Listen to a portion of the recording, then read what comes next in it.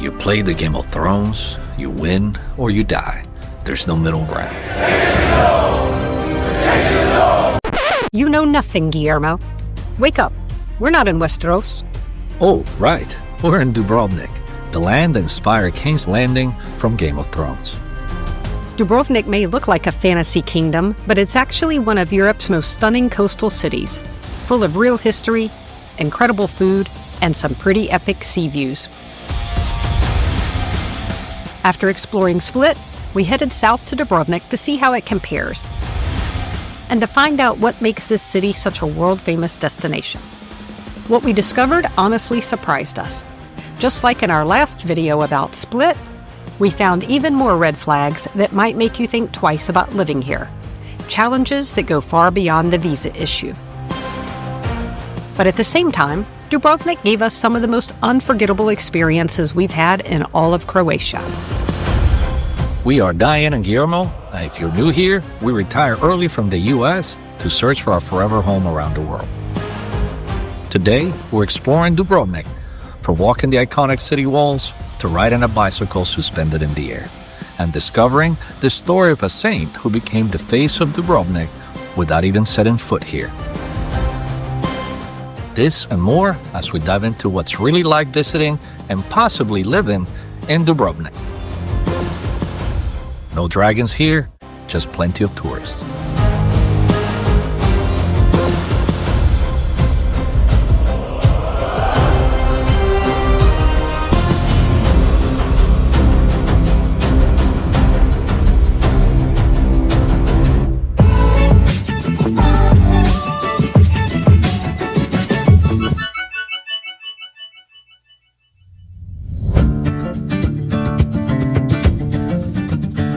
Dubrovnik sits on the southern tip of Croatia's Dalmatian coast, where medieval walls meet the sparkling Adriatic Sea. It's home to about 42,000 residents. The official language is Croatian, and the city draws millions of tourists annually. Often called the Pearl of the Adriatic, this ancient city-state has been captivating visitors for centuries, especially Game of Thrones fans who recognize it as King's Landing. In the last episode, we were leaving the port of Split. We hopped on the ferry, and in 4.5 hours, we were arriving in Dubrovnik.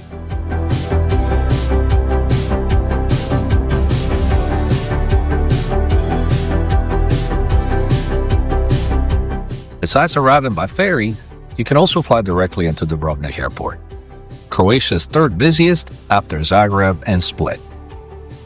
It's located about 12.5 miles from Old Town. A taxi or Uber will cost you around 30 euros from the airport to the Old Town. There's also the Platinum shuttle bus for 10 euros or 15 euros for an open return ticket that's valid for 15 days. From the port, we took a taxi to our accommodation for a flat 20 euros. That seems to be the average charge for boat and land taxis around here. We did find Uber saver fares as low as 8 euros, but you'll be waiting a bit longer.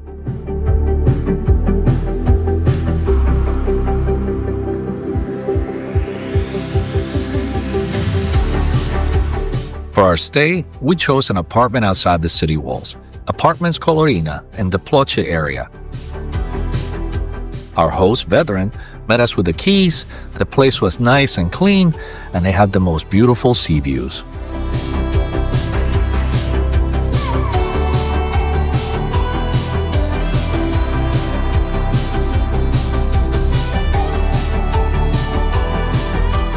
We dropped off our bags and headed straight towards Old Town.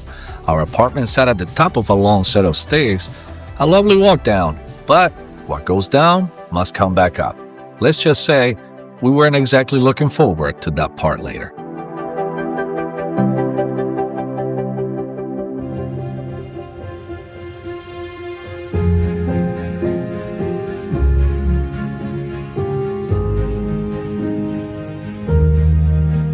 This medieval walled city is compact, less than half a square mile, and completely pedestrian only. You can walk from one end to the other in about 10 to 15 minutes if you go straight through the stratum. This is the main and most popular street. It dates back to around the 11th century, and it's made of white limestone, specifically a type of highly polished local limestone that gives it that glossy, almost marble-like look.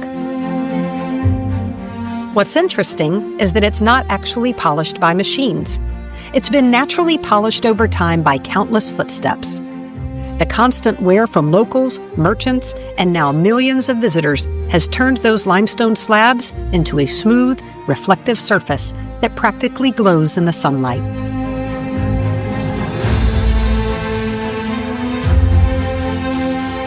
During the day, it's a sunlit walkway full of cafes and tour groups. At night, it glows under warm lights and becomes a beautiful marble runway for locals out on their evening stroll.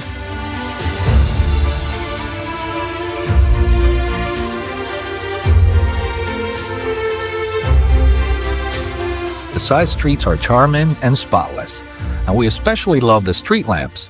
Each one has the business name displayed inside the lamp, which keeps the historic look of the facades intact. Our first stop, Holy Burek, a pastry shop where we grab these amazing Burek pastries for lunch. Here's our first time trying Bureks. Burek. This is the first time we're trying Bureks. A Burek Obama. If you don't know what a Burek is, it's a flaky pastry filled with meat, cheese, or spinach. Basically, heaven in a pastry form. And it's cheap. About the only thing that is cheap in Dubrovnik. We'll learn that the theme in Croatia is amazing food, but your wallet will feel it. More on that a little later. Now, once you step off the main street, get ready for a workout. The narrow alleys on either side climb steeply uphill, and most of the restaurants are tucked along these steps. Not ideal if you have mobility issues. But if you don't mind the stairs, and plenty of them, Dubrovnik is one of the most stunning pedestrian cities we've ever explored.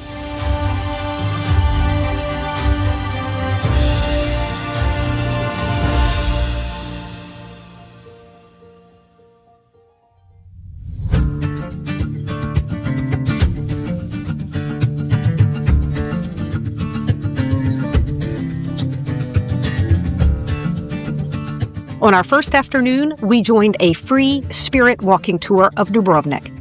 Our guide Vid was fantastic. He took us through all the main sites and filled the walk with great stories and bits of local history. Did you know that Duško Popov, who grew up in Dubrovnik, was Ian Fleming's inspiration for James Bond? That's right, 007 has Croatian roots. Well, sort of. Fleming based his famous spy on this real-life secret agent. We also learned about Dingač wine, which was served at President Biden's inauguration. It's highly regarded and can hit up to 18% alcohol. So, yeah, pace yourself.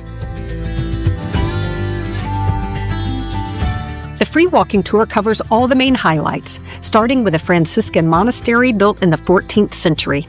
It's home to one of the oldest continuously operating pharmacies in the world, over 700 years old.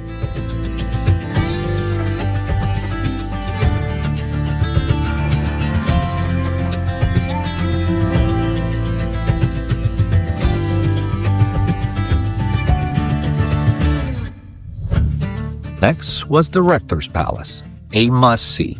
It's not just another pretty old building. It was once the seat of government for the Republic of Ragusa, Dubrovnik's old name when it was an independent maritime republic. The rector lived there during his term, but wasn't allowed to leave except for the official duties or emergencies. Imagine being the boss of a city, but basically a prisoner of your job.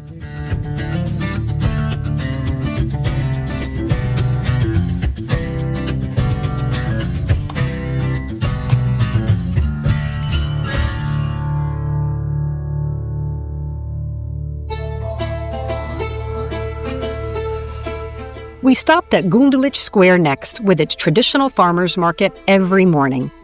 It is a charming and lively spot with a statue of its namesake, Ivan Gundulić, a 17th century Croatian poet and nobleman. It's just steps away from the main cathedral and around the corner from the Jesuit steps, made famous again by Game of Thrones. Cersei's Walk of Shame was filmed right here. Shame! Shame! Shame! Shame! Shame! And if you were a male in your 20s or 30s who can grow a decent beard, you were most likely cast as an extra. We heard that many of the residents of the city were well compensated not only as extras, but homeowners were paid to keep their windows and doors shut during filming. Sounds like a lot of nuisance to me. I think it would have been awesome to be part of the show. We are big fans. We made it to a few pop-up bars back home in DC, but imagine being on the set of the show.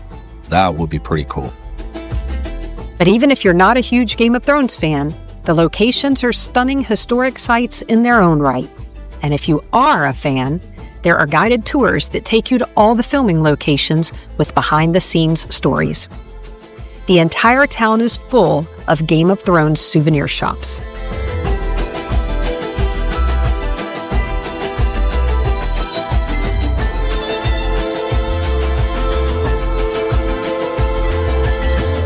The tour ends at Lucha Square, home to concerts and parades.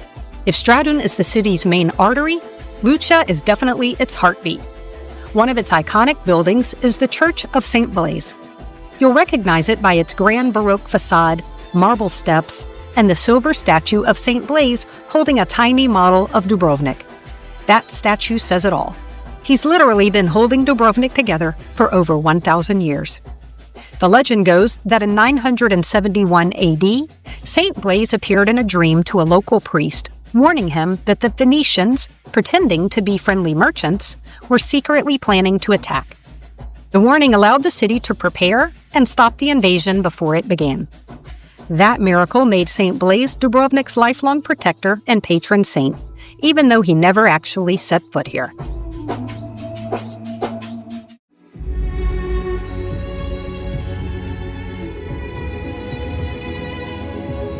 The next day, we were ready for what was going to be one of the highlights of the entire trip. The historic city walls are considered the defining feature of Dubrovnik and offer superb views over the Old Town and the Adriatic Sea.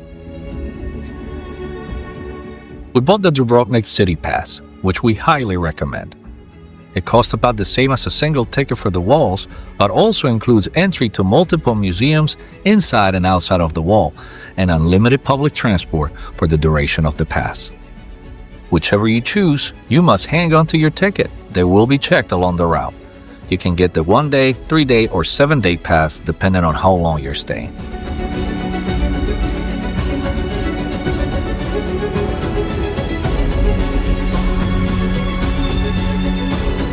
The full circuit is about 2 miles and takes roughly an hour and a half to 2 hours to complete.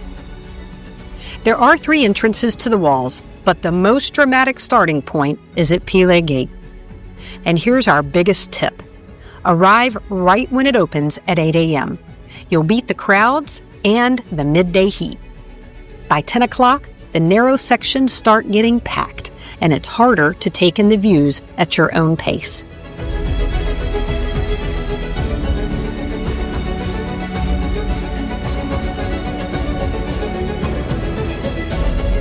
Along the way, you'll find a few cafes and rest stops where you can grab a Prosecco or fresh squeezed juice and just soak up the scenery. And those views are unreal. You're walking atop centuries-old fortifications, looking down at terracotta rooftops on one side and the sparkling Adriatic on the other. It's one of those experiences that photos just can't capture. You really have to see it in person. Bring water, wear comfortable shoes, and sunscreen is a must as there's not much shade up there. But absolutely do not skip this. It's the most iconic thing to do in Dubrovnik.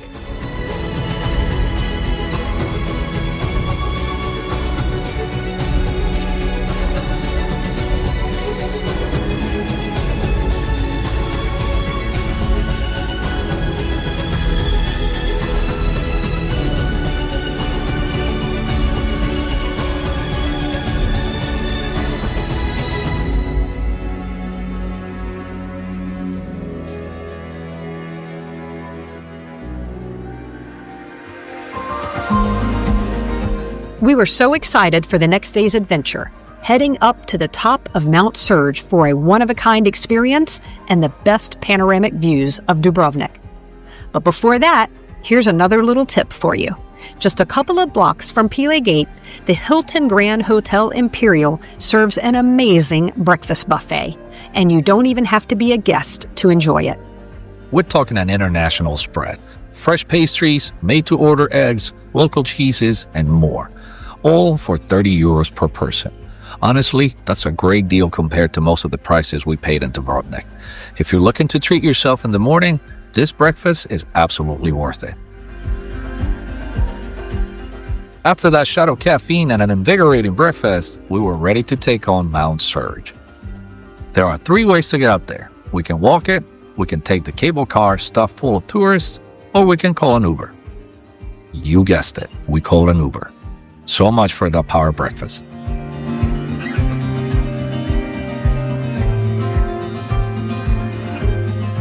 Mount Surge is about 1,300 feet above the city, and the views from the top are insane. There's a museum there about the Croatian War of Independence, and a restaurant where we had a drink with an epic view. After that, we were ready for a ride in the sky. The Skybike is exactly what it sounds like. You're pedaling a bike that's attached to a cable 1,000 feet above Old Town. Our guide was Sandy, who was hilarious and kept us at ease the whole time, which we needed because, we're literally pedaling through the sky. You get strapped into this specially designed bike with a harness and safety equipment, and then you just pedal through the air. It's surreal.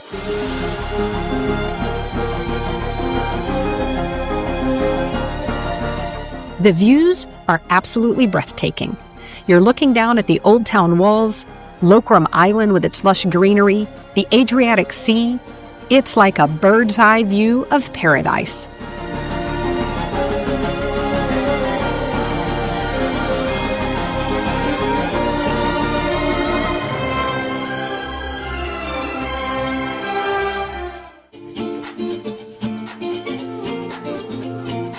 To make up for our lazy Uber ride up to the top, we decided to walk the way down.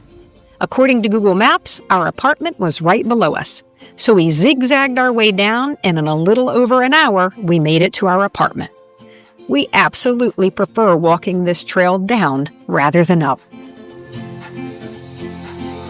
One of our last experiences was the food and wine tour we did through the Old Town.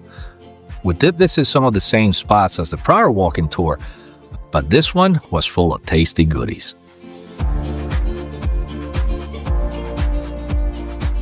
Our guide was Drazen, a super knowledgeable and really funny guy. The tour lasted about 3 hours, and we visited 4 different restaurants, trying local food and wine at each stop. We had an absolute blast.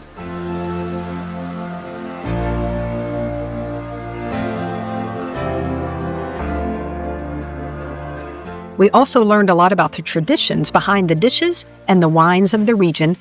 The food tour ended at a cute patisserie where we tried traditional Croatian cake. By that point, we were completely stuffed, but happy. If you only do one food tour in Croatia, make it this one. It's the perfect mix of history, flavor, and fun, and you'll discover corners of Old Town you might otherwise miss. If you're lucky, you might even catch a wedding like we did.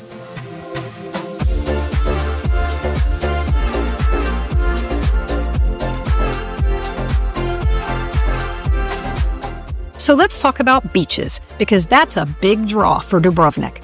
With a Mediterranean climate and more than 250 sunny days a year, it is definitely the perfect combination. Banja Beach is one of the most popular, located just a short walk from Ploče Gate. It's a pebble beach with crystal clear water. They have sunbeds and umbrella rentals, and there are lots of water sports like jet skiing, kayaking, and snorkeling. We wanted to kayak from Banja Beach to Bettina Cave, Colorina Coves, and St. Jacobs Beach, but it wasn't available until June. This was one of the downsides of visiting in late May. Lots of activities hadn't opened for the season yet. So we headed over to Sunset Beach in Dlapa. It's a little farther from Old Town. About a 35 to 45 minute walk if you prefer, but it's quieter and way less touristy than Banje. The water was just as clear, and it's known for its incredible sunsets.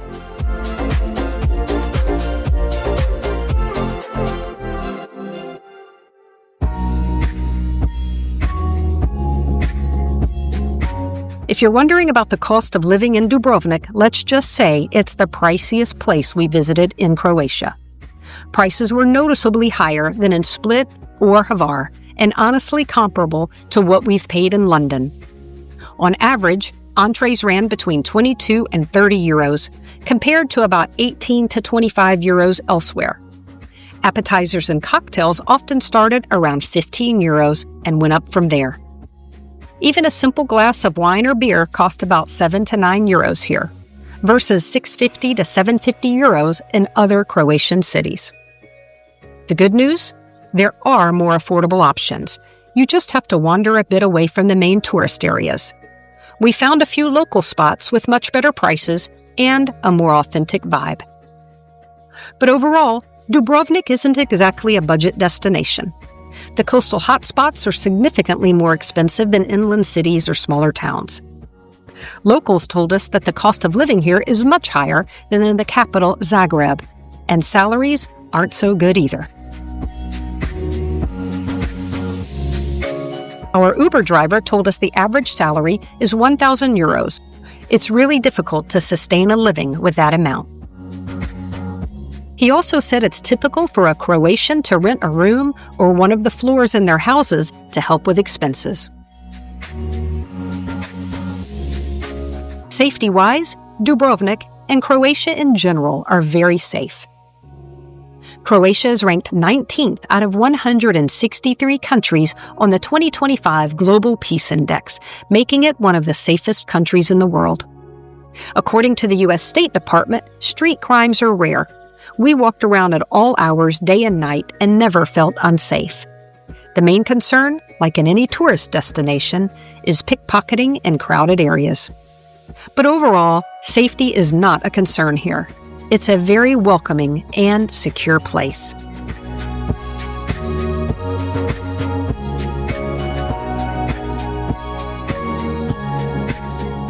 Okay, here's where we have to get real with you, because this next part might be a deal breaker for a lot of you watching. Croatia doesn't have a dedicated retirement visa or a simple path to residency for non-EU citizens. If you're from the US, Canada, or the UK, you can visit Croatia visa-free for up to 90 days within any 180-day period, since it's now part of the Schengen area. But actually living here long-term? That's tough unless you have EU citizenship, Croatian ancestry, or can qualify for a work permit. There is a digital nomad visa, though. It allows you to stay for up to 18 months, with the possibility to extend to a total of 36 months.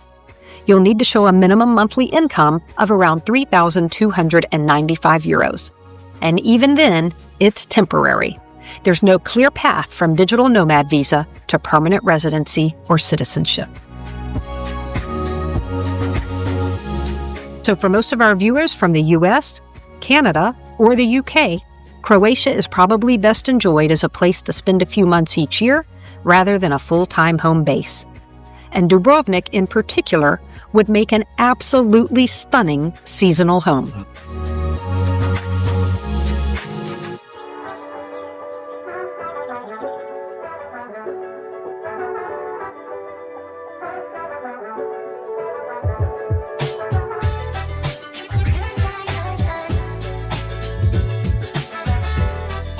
So here's our honest take on Dubrovnik. It's absolutely stunning. One of the most beautiful cities we've ever visited. The ancient walls, the marble streets, the sparkling Adriatic, the food, the history, it's all incredible. But it's expensive. More expensive than we anticipated, even knowing Croatia had gotten pricey. And the residency situation is a major hurdle for non-EU citizens. Unless you can figure out a legal way to stay long-term, your stay is limited. And if you're an EU citizen, or if you're a digital nomad who can take advantage of Croatia's remote work visa, I'd say you absolutely consider it.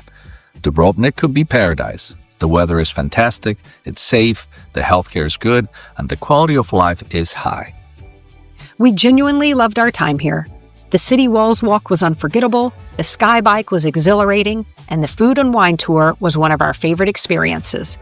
But for us, as American retirees looking for a forever home, the visa situation is just too complicated. We don't want to deal with the uncertainty of temporary permits or worry about whether we'll be able to renew our status every year. We've seen how quickly immigration policies can change, and what we want most is stability. So would we recommend visiting Croatia? Absolutely, without question. Could we retire here? Unfortunately, no, not without major changes to the immigration system. But we're so glad we came. This trip reminded us why we love this lifestyle, exploring, learning, and experiencing new places around the world.